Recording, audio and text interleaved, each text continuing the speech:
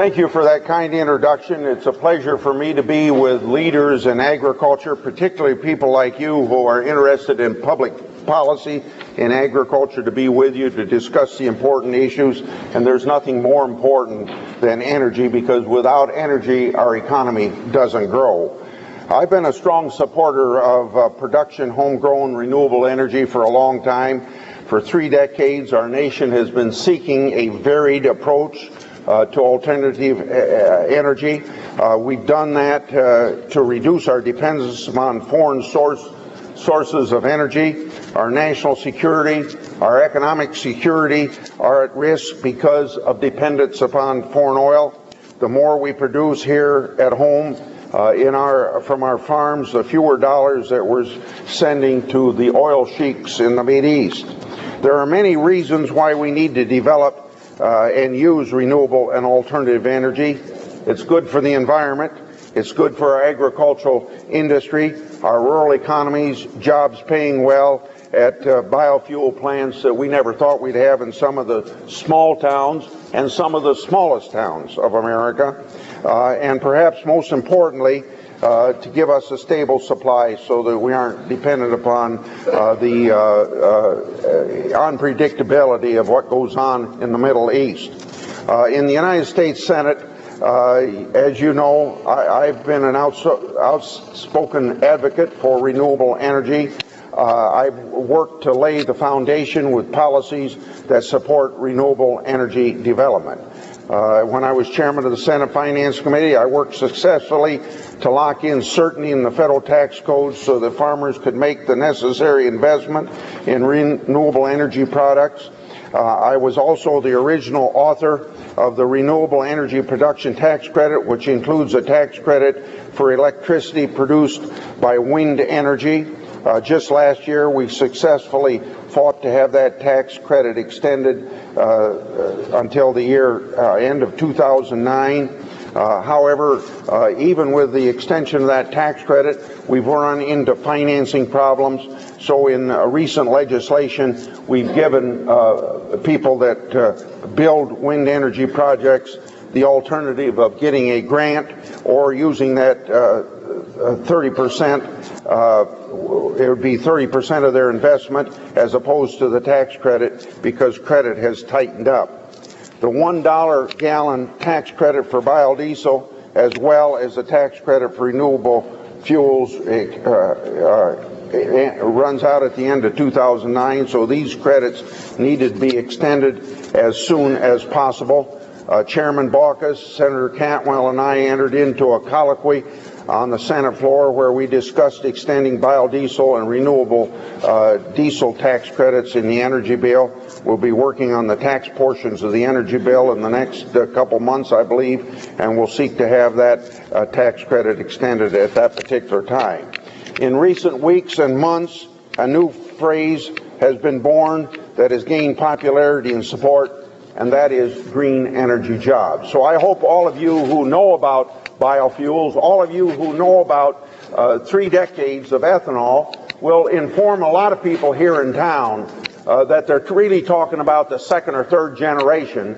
And when you find people bad-mouthing energy, bad-mouthing biofuels, I hope you'll tell them when they talk about we need cellulosic sources of ethanol, that there wouldn't be any cellulosic sources of ethanol today if the farmers and the ethanol energy industry hadn't been out there ahead of time for the last 30 years of the first generation to set the stage for cellulosic ethanol.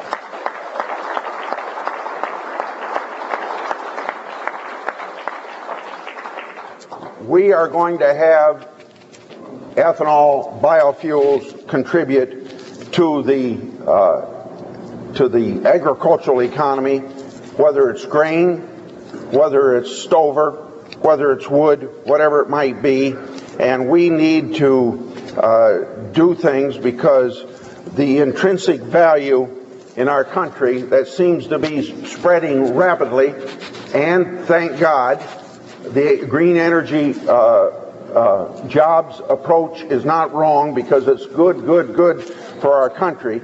but we need to make sure that it's defined by those of us that understand it and not by some intrinsic value that's spread from a fad of the East Coast or the West Coast, because it's middle America that's going to make a difference.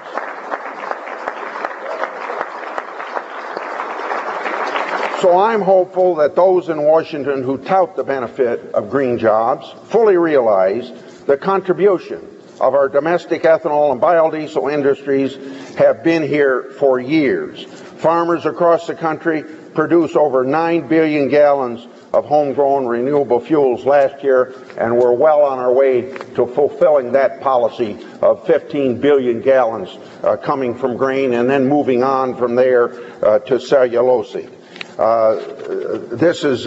What we produce now is nearly 10% of our transportation fuel needs, and on a gasoline equivalent, U.S. ethanol capacity is greater than our imports from any other country except Canada. Yet, even with this success, our farmers and biofuel industries have been under attack. In a high-priced public relations smear campaign that's been referred to by your president, the Grocery Manufacturers Association has tried tirelessly to denigrate the efforts of farmers. In a baseless campaign, they tried to blame the ethanol industry for rising food prices, even though corn makes up about a nickel of the cost of a box of corn flakes. They blamed the farmer for the 17% increase in the box. The Grocery Manufacturers Association thought they found a weak link in the food chain that they could target and scapegoat as a culprit behind rising costs of food. But the facts are stubborn things. My colleagues and I fought back, and now the grocery store chains are finally fighting back to the people in the middle. Super Value, Safeway, Wegmans are just a few chains that are speaking publicly against the price increases pushed on them by Kellogg's, General Mills, Kraft, Nestle's, and others that are still making 20% profits in this time of a recession when most businesses are lucky to get by without a loss. So I'm pleased to see others in the food chain call on these food producers to lower prices in light of the large drop in commodity prices. Now we have a new fight that we got to be gearing up for, and that's against our own Environmental Protection Agency. Now, you don't want to speak out generally against the good work that the Environmental Protection Agency does, but you do need to speak out when they don't exercise common sense, or when they're doing things that are intellectually dishonest, or maybe just doing things out of a fact of stupidity. One thing out of a fact of stupidity is what you call dust. You know, dust happens. Chuck Grassley, on my farm, when I'm combining beans, we don't decide when the wind blows. Only God decides when the wind blows. But on the issue of fugitive dust, the EPA has decided that somehow farmers have to keep that dust within their property lines, or the rock road that I live on, where I've lived my entire life. You know, I've been in public life 50 years. I still have a rock road. One of two things: either I'm awful honest, or else I've got no support whatsoever at the local level. But regardless, going down my road, I can't open the windows of my farmhouse in the summertime when the wind's in the south, because my house is going to get full of dust. But Grundy County and Butler County is supposed to keep that dust within the property line of the county. Now, those are rules that are coming out of EPA that only people like you, when you come to Washington, D.C., can inform them that it's stupid, that you can't do that, that only God determines when the wind blows.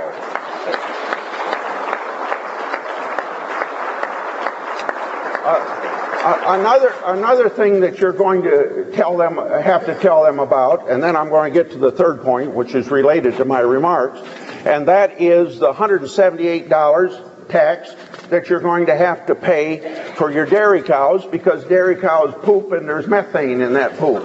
And you've got to tell them that if you start paying that with milk somewhere, I don't know whether it's between 10 and 13, but somewhere's in there, that you can't make any money even at 10 or 13, and you pay $178 tax on those cows, you're going to go out of business and there won't be milk. Now, for the people in the cities that think that milk comes from bottles instead of from cows, they won't know the difference until there's no milk. But we've got to educate people that come up with ideas like that. The last point with EPA is that they're now looking at something for ethanol to determine whether or not we grow corn, we make some of that into ethanol, that there might be a shortage of food, even considering the fact that we're exporting more food than we've ever exported before over the last 2 years, that somehow that's causing farmers down in Brazil to plow up land, that, and when you do that, you put carbon in the air, as we all know, so we're not arguing with the science of that, but that we've got anything in our agricultural program to do with what happens in Brazil. So you've got to educate people here that if they're going to put a factor of plowing up land called indirect land use. Thank you. You're right on top of this. You ought to get paid more. Indirect land use. That it's our fault, and that we have to respond to the policies made somewhere else. It's the same way that we're going to be asked to do a global warming bill at the very same time that China puts more CO2 in the air than we do, and somehow we're going to cut down on all of the CO2 going into the air here, while China's putting coal-fired utility plants almost weekly online out there. So it's a case here of your being here. Now, I want to emphasize something that's very important and very sincere. I happen to be a Republican. I happen to be a Farm Bureau member. I happen to be in a lot of discussions over the last 8 years on farm policy. I'm not going to be in on those discussions, particularly if they're behind doors to a considerable extent. Farmers Union has a place at the table in most issues in this area, dealing with agriculture, dealing with the environment, dealing with labor issues, and maybe a lot of other issues. That you have a place at the table where you want to use that place at the table to educate the people in this town about the impact that some of these decisions are having on agriculture.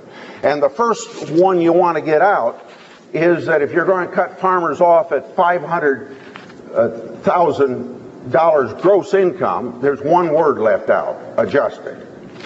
That's got to be in there.